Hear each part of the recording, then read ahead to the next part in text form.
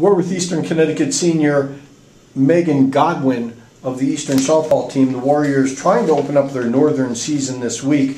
Eastern 4-8 so far on the season. Meg, as one of the 5 seniors on the team, how are things progressing? Things are progressing pretty well. I would say that we did have a little bit of a rocky start, and I think a lot of that is we have a lot of new faces. We have a lot of things going on the team, whereas I'm out, Bondi's out, so we've had to overcome a lot of adversity. And I think we're doing a good job. We have a lot of potential. We're starting to finally realize that. We ended on a really good note in Florida, so I think that we're on our way up and we're really excited to start playing back home. Well, the team started out 1-8, but I would have to guess that the team didn't really think it was a 1-8 team. I mean, the competition was pretty stiff early on. Definitely, and I mean, it's frustrating to be like, okay, we're 1-8, that's awful. But we did play top-notch teams. We played Virginia Wesleyan down in Virginia in our last day, and we played them tight. We had runners on base every inning, and we only lost to them 4-2, and they're 9th in the country.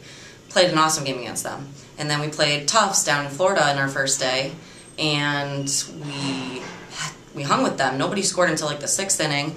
Everybody was having good at-bats, playing well in the field. Emily struck out All-American Joe Clare. Like, we did a lot of great things that day, and it was 3-2 until one of their batters hit a grand slam. But I mean, that wasn't the feeling of the game the entire time. It definitely was not a 7-2 game. So I know that we're frustrated in the fact that we're 1-8 and we've played really good games and we're not getting good results, but I think that also shows us the potential that we do have and we can play at that level because that's the type of team we are. Well, this team was expecting after last year to lose Kelly Patterson and first-team All-American Ariel Cooper, but they really weren't expecting to lose you for the early part of the year or for Megan Bondi. So with a young team of 9 freshmen, that can sort of frustrate the players. It really confuse the players, right? Right.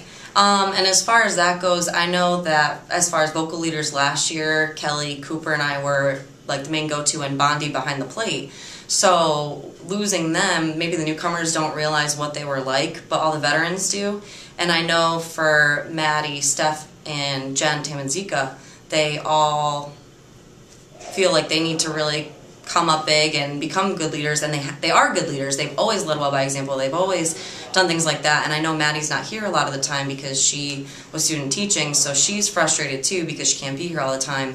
But I think as far as Steph Johnson and Jen Tamanzika, they're doing what they need to do. I just think that at first there was a lot of pressure for them not having Bondi and I to help, if that makes sense. Absolutely. So it was a lot of adjustment as far as getting into things and stuff like that because it was a shock. Bondi came in, was healthy at the beginning of the year, and then she got a concussion, and that was her 8th concussion, and now she's done.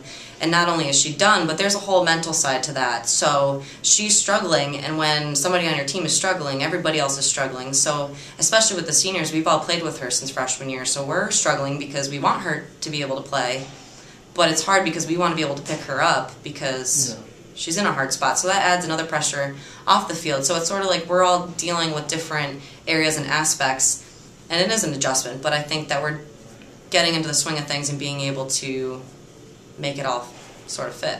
Well, some of your positions are sort of in stone, you know, first base, center field, your shortstop, but there's been a few positions, right, where it's sort of been a mix and match kind of thing or trial by error? Right.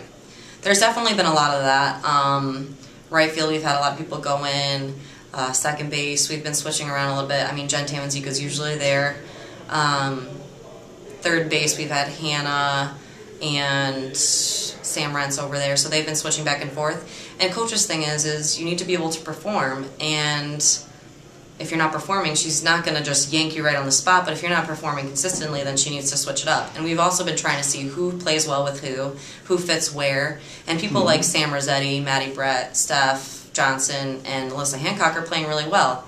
So they're sort of in those spots where they need to be able to help the people around them become sort of centered in where they are, because I feel like a lot of the new faces or people who are getting thrown out in positions are, I don't know if it's pressure on themselves because they feel like they're filling the shoes of somebody else and they are adding that pressure, so they're sort of discombobulated.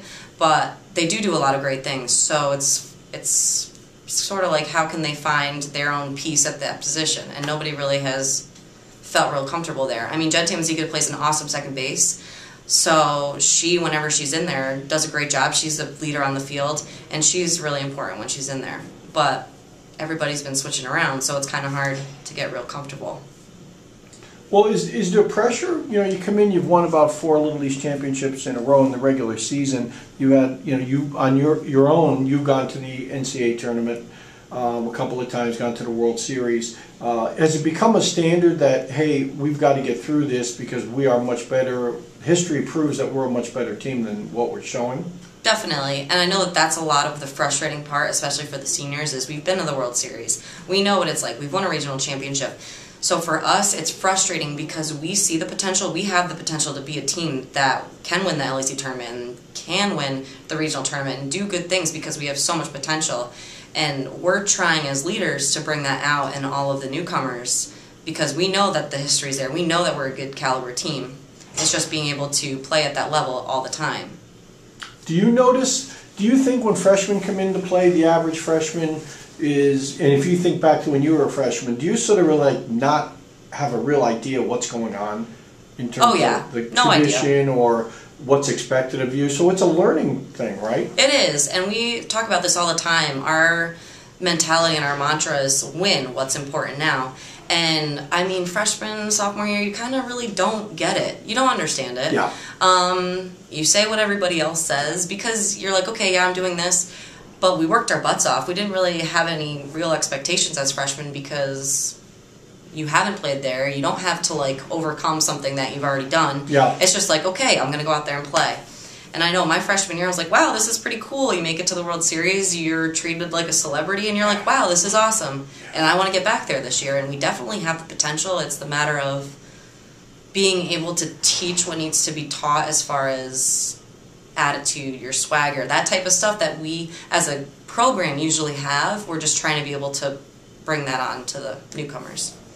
Well, it's sort of difficult to have that going for you early in the year because, like you said, other than playing in Florida, Virginia, you've only been outside a handful of times. So I would think once the weather gets warmer and you're outside every day, I think things just start to fall into place, no? They definitely will. Things will start to click. People will start to find their comfortability, stuff like that, and I think then we will just play. Like, we had practiced outside yesterday, and I think it went great. That might have been one of the best practices we've had because it's fun. We're outside. We're in the dirt. We're on our home field. So it definitely should start to come together. We talked about Megan Bondi, who unfortunately is probably going to be out for the year having her eighth concussion. But talk a little bit about your injury and what your timetable is to get back into the lineup. All right. Well, I was having elbow issues, and I went to the doctor. I was losing feeling in my ring finger, my pinky finger.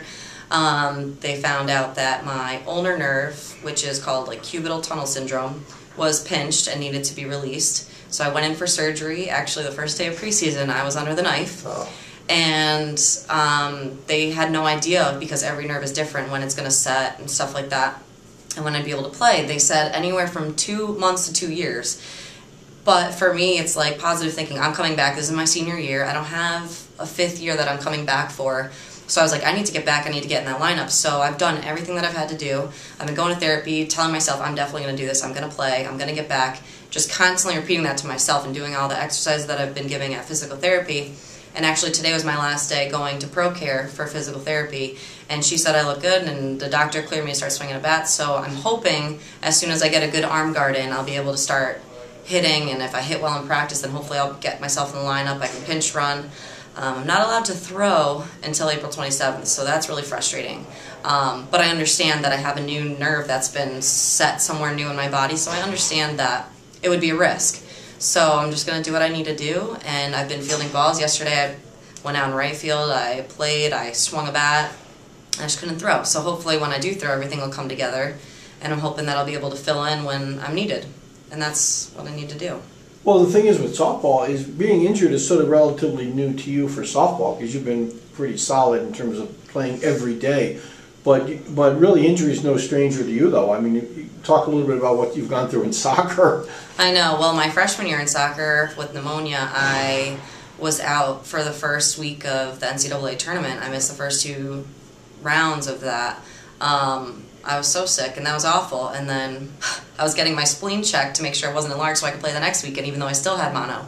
So that's frustrating. That's knocked me down. And then last year, I got pneumonia in soccer season, and that was awful. I've never been sicker in my life. And it's frustrating, but you can only control what you can control.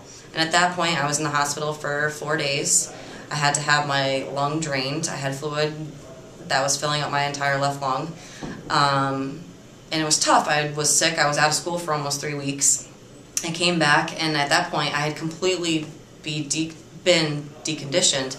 So to go out and play a full soccer game, that just wasn't going to happen. I had to basically start over. All my training from over the summer had been basically thrown out because first of all, you have to breathe when you're running, so I wasn't able to breathe. So my lung capacity was basically nothing. So I started to work out when they let me.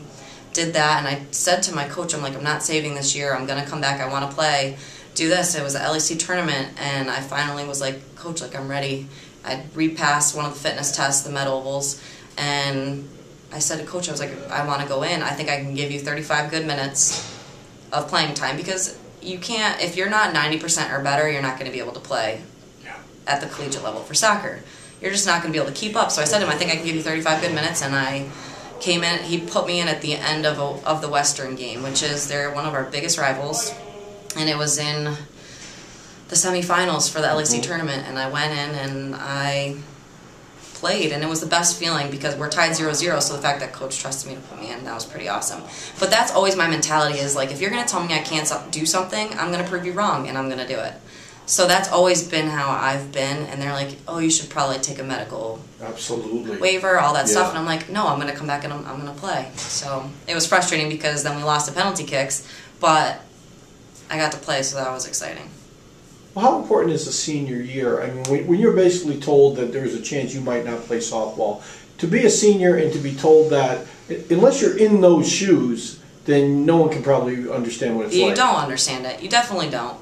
And I think that a lot of people take softball and the sport that they play for granted until you're knocked out. You don't know what that feels like until you're in that position. And I definitely know, because I've had a taste of what it's like, how Megan Bondi feels right now. And it's awful. And it's tough too, because then you're like, okay, well, what's the last game I played? Oh, I did this, this, and this. And it's like you're living with a little bit of regret, because if you haven't been giving it everything you've got every single day, then even if you don't really have much to regret, you're going to regret something, because it's over and you don't expect it to be over. You don't have time to mentally prepare yourself for that. So I know that she's having a hard time, and it's tough for me too. I want to play my senior year. It's really hard to watch, but I love my team, and I have accepted my role, and I know what I need to do to help make this team better, and I just want everybody else around me to play well and be able to pick me up.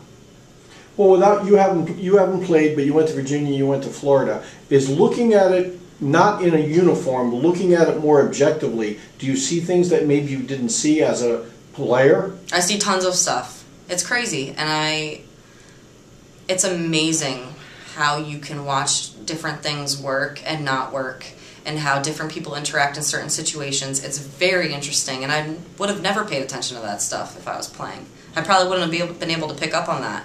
But now that I'm watching like every little thing that's going on, and not like, okay, I need to do this, this, and this in my head, I really have picked up on a lot. And the good thing about that is that for someone like I've played almost all of the positions, and I've played next to people who have played those positions, so then I can tell them like things that I see if I think that it can be helpful. Yeah.